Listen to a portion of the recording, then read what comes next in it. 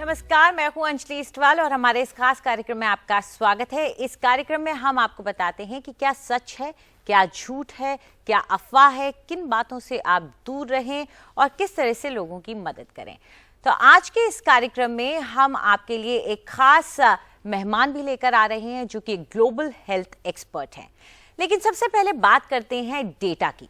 Data बहुत अहम हो जाता है कोविड से लड़ने के लिए। अगर हमारे पास सही डेटा है, सही आंकड़े हैं, तो न सिर्फ हमारे देश की सरकारें, दुनिया भर के लोग और बायोमेडिकल रिसर्चर्स और एक्सपर्ट्स ये सब लेकर अच्छी तरह से ये तय कर सकते हैं कि आखिर कोविड-19 से कैसे लड़ा जाए। सरकारों के पास किसी भी तरह का फैसला लेने के लिए इन आंकड़ों का होना बहुत जरूरी हो जाता है। लेकिन हमारे देश में आंकड़े सही तरीके से सामने नहीं आ रहे हैं, ऐसे आरोप लग रहे हैं। कई जगह ये आरोप लगे हैं, फॉरेन मीडिया में भी लगे हैं। तो क्या हमारे आंकड़े सही हैं? इसके बारे में चर्चा करने के लिए हमारे साथ हैं डॉक्टर प्रभात झा, जो कि फाउंडिंग डायरेक्टर हैं centre for global health research के यूनिवर्सिटी ऑफ टोरंटो से। हमसे बात करने के लिए शुक्रिया आपका डॉक्टर झा। सबसे पहले तो हम यही जानना चाहेंगे कि ये तो बस आंकड़े हैं, आखिर इन नंबर्स का होना हमारे लिए क्यों जरूरी है? कैसे हम पैंडेमिक से इन नंबर्स की मदद से लड़ सकते हैं? Without data, बिना डेटा इंडिया ये कोविड को नहीं कंट्रोल कर सकेंगे, ये साफ है। तो ये डेटा जो जरूरत है वो उस जरूरत है ये जो डेथ्स पर है और केसेस पर, और किस जगह, ये जो शहर में नहीं तो रूरल एरियाज में, यही डेटा इंडिया को जल्दी से जरूरत है। ये बिना डेटा इंडिया ये कोविड को नहीं कंट्रोल कर सकेंगे। लेकिन ये भी जानना चाहेंगे कि भारत की अगर आप मृत्यु दर को देखें, जो कि हमारे सरकार का भी कहना है कि ये बहुत कम है, ये पूरे दुनिया के हिसाब से देखें तो काफी कम है, ये हेल्थ मिनिस्ट्री ने खुद कहा है। तो क्या हम इस तरह के जो स्टेटिस्टिक्स आ रहे हैं उनको देख करके सुरक्षित महसूस कर सकते हैं? नहीं, आई थिंक इंडियंस को ऐसा सेफ नहीं समझना चाहिए। ये सच है कि ये जो इंडियन ग्रोथ है वो दूसरे कंट्री से स्लोअर है, लेकिन ग्रोथ जारी है ऊपर। ऐसा नहीं है कि केसेस अभी पीक कर गए हैं और नीचे आ रहे हैं। सो इस मामले में इंडिया को कोई एश्योरेंस नहीं लेना चाहिए कि हम लोग कंट्रोल कर लिए हैं ये पैंडेमिक। डॉक्टर प्रभात झा, ये भी जानना चाहेंगे कि कहां और क्यों आखिरकार ये अंडर रिपोर्टिंग होती है मृत्यु की? इंडिया में तो हर एक साल रफली 1 करोड़ लोग मरते हैं, और जो उनमें 70% है जो रूरल एरियाज में है, और वहाँ तो डेथ तो एकदम रजिस्टर्ड भी नहीं होते हैं, रिकॉर्डेड भी नहीं होते हैं। अगर कोई मर गए तो बस पीछे वो क्रिमेशन कर लेंगे, नहीं तो बेरियल कर लेंगे वही फील्ड में। तब जो जहाँ सबसे ज्यादा डेथ्स हो रहे हैं वहीं डेटा है ही नहीं। इसलिए वो हम लोग सजेस्ट किए हैं कि रजिस्ट्रार जनरल, जो बहुत इंपॉर्टेंट स्टडी है, मिलियन डेथ स्टडी, जो भेजते थे वहाँ टीम्स, रूरल एरियाज में टीम्स जाके इंटरव्यूज करते थे घर पर और पूछते थे कि अगर यहाँ कोई मरे हैं तो वो क्या था रीजन। तो हम लोग सजेस्ट किए हैं कि वो स्टडी जल्दी से फिर से शुरू कर देना है। 5 साल से वो कुछ रिजल्ट्स नहीं आए हैं, और वही जो डेटा है वो एकदम क्रूशियल होगा समझने क्या हो रहा है रूरल एरियाज में, जहाँ काफी डेथ्स शायद हो रहे हैं कोविड से। लेकिन सरकारों को इससे क्या फायदा है? आखिर क्यों सरकार या ऑर्गेनाइजेशंस जो आंकड़े आते हैं उनको कम दिखाना चाहेंगे? किसी को भी क्या फायदा होगा? सरकार जैसे लोग ये कोविड से डर गए हैं, और वही होता है नेचुरल कि नहीं, हम लोग ज्यादा खराब न्यूज नहीं निकाले हैं, लोग डर जाएंगे। लेकिन समझना चाहिए कि बिना डेटा जो होता है रास्ता ये एपिडेमिक को कंट्रोल करना, वो नहीं आएगा। तो बिना डेटा कहाँ डेथ्स हो रहे हैं और किस एरियाज में और कब, तब ये गवर्नमेंट सब नहीं समझ सकेंगे कैसे कंट्रोल करना। और जो वर्ल्ड हेल्थ ऑर्गेनाइजेशन है वो साफ गाइडलाइंस दिए हैं कि जब एक कोविड डेथ है तो वो उसके लिए जरूरत नहीं है कि हर में टेस्टिंग होने जरूरत है।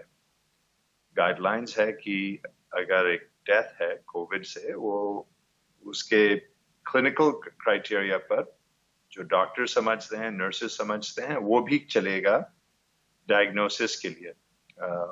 और ये सब करके डेटा लाके यही रास्ता है इंडिया के लिए, कोई और रास्ता नहीं है। डॉक्टर प्रभात झा, हमसे बात करने के लिए बहुत बहुत शुक्रिया आपका। तो बहुत अहम हो जाता है हमारे लिए कि सही आंकड़े हम रिपोर्ट करें, उन्हें सामने लाएं, और सिर्फ रिपोर्ट करना ही काफ़ी नहीं है। जैसे कि डॉक्टर झा भी कह रहे थे, इन आंकड़ों का अध्ययन किया जाए और नई स्ट्रैटेजीज तैयार की जाए ताकि देश में कोरोना के संक्रमण को आगे बढ़ने से रोका जा सके। व्यूअर्स के भेजे हुए सवालों के जवाब भी आपसे पूछ लेते हैं। पहला सवाल भेजा है हरीश ने दिल्ली से। मेरा नाम हरीश है। मेरा क्वेश्चन ये है कि कुछ लोग ये बोलते हैं जिसको एक बार कोरोना हो गया उसकी बॉडी में रेजिस्टेंस आ जाता है और दोबारा कोरोना नहीं होता, लेकिन कुछ लोग ऐसा भी बोलते हैं कि एक बार अगर कोरोना हो जाए तो शरीर के जो मेजर अंग हैं वो उस पर बुरा असर डालता है और दोबारा बीमारी हो सकती है। मैम देखिए, अभी तक कोई ऐसी चीज स्टडी नहीं आई है कि दोबारा कोरोना होने की जो बता रही है कि भाई पेशेंट को एक बार कोरोना हुआ और उसके बाद फिर से दोबारा हो गया। हाँ, जरूर एक स्टडी अभी आई है जो ये कहती है कि जिन पेशेंट्स को माइल्ड इन्फेक्शन हो रही है या जो एसिम्प्टोमेटिक रहे हैं उनकी एंटीबॉडीज कम बन रही हैं। तो ये चीज समय ही बताएगा हमें कि क्या कुछ ऐसी पेशेंट्स होते हैं कि जिनको एक बार होने के बाद दोबारा इन्फेक्शन होती है। अभी तक हमारे पास कुछ ऐसा सबूत नहीं है कि मैं बोलूं कि एक पेशेंट को एक बार इन्फेक्शन हुई और उसको फिर से दोबारा कोरोना हो गया। आर्यन पूछ रहे हैं अपना अगला सवाल। मेरा नाम आर्यन वाशने है और मेरा प्रश्न ये है, अगर मुझे कोरोना वायरस हो गया तो मुझे पता कैसे चलेगा, उसके सिम्टम्स क्या हैं? देखिए, सबसे कॉमन लक्षण जो पेशेंट को होते हैं वो होता है बुखार, सूखी खांसी, नज़ला जुकाम। जनरली ये भी देखा जा रहा है कि पेशेंट्स को टेस्ट बिल्कुल खत्म हो जाता है, सूंघने की क्षमता खत्म हो जाती है, गला खराब होना, आखिर में सांस फूल जाना। तो ये लक्षण पेशेंट के होते हैं। जो सबसे इम्पोर्टेंट होता है बुखार, सूखी खांसी, सांस फूल जाना, बदन में दर्द रहना, थकान रहनी, नज़ला जुकाम, गला दर्द होना, अपना टेस्ट खत्म हो जाना, सूंघने की क्षमता खत्म हो जानी, ये सब लक्षण कोरोना के पेशेंट में पाए जा रहे हैं। सवालों के जवाब देने के लिए बहुत बहुत शुक्रिया आपका डॉक्टर साहब। तो डॉक्टर साहब ने जो सिम्टम्स बताए हैं उनका ख्याल रखें। अगर आपको कोई भी सिम्टम नजर आता है तो अपने डॉक्टर को फोन करके जरूर इसके बारे में ज्यादा जानकारी लें। फिलहाल हम लेंगे एक छोटा सा ब्रेक, लेकिन ब्रेक के बाद लौटेंगे तो अफवाहें क्या हैं वो बताएंगे और उन्हें दूर भी करेंगे।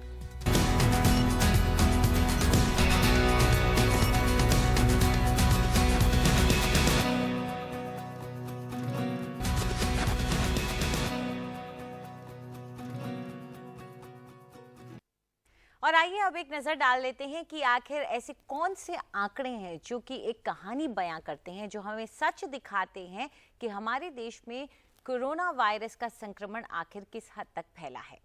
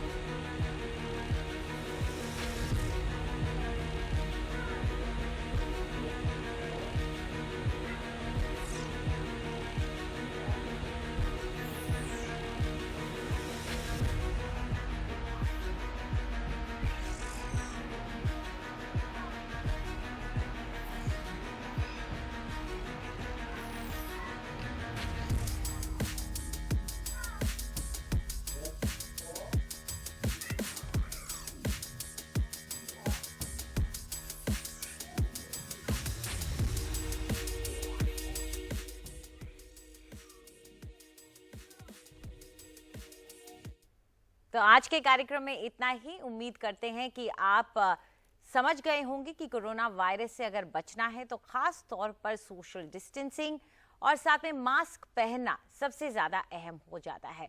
हाथ भी लगातार धोते रहें। फिलहाल हमारे इस कार्यक्रम में इतना ही। नमस्कार।